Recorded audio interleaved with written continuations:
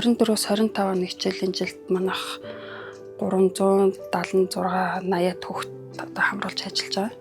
За гэр бүлэгт бол 25 гэсэн нормтой байдаг. Гэхдээ одоо энэ жилийн хувьд бол 27 8 хүүхэд хамруулж байгаа. За хамгийн гол том үр дүн гэх юм бол хамран сургах тойргийнхаа хүүхдүүдийн одоо нөгөө хамран сургаж байгаа хүүхдүүдийн тоо нэмэгдэн одоо хувь нэмэгдэн. За дээрэс нь цэцэрлэгт хамрагдаж чадахгүй, хүртээмжээс шалтгаалаад бүртгэлдээ орж амжаагүй. За нөгөө хаягийн бүртгэлгүйгээс болоод хамрагдаж чадахгүй байгаа хүүхдүүд хамрагдаж байгаа учраас эцэгчүүд маань аяг өндөр сэтгэгдэлтэй.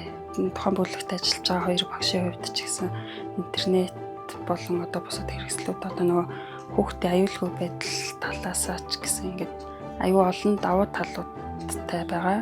За тэгээд хүүхдийн нөгөө агаарын өөрсдөө багш нар маань хэмжээд тэндээсээ хяналтаа хийгээд тохируулаад явцдаг. За нэгдүгээрт тийм хоёрдугаарт болохоор агаар сэлгэлтэй хийгээд явцдаг. За мөн зай талбай хэсэгч гэдэг юм те ерөнхийдөө аюул олон давуу тал ажиглагдаж байгаа.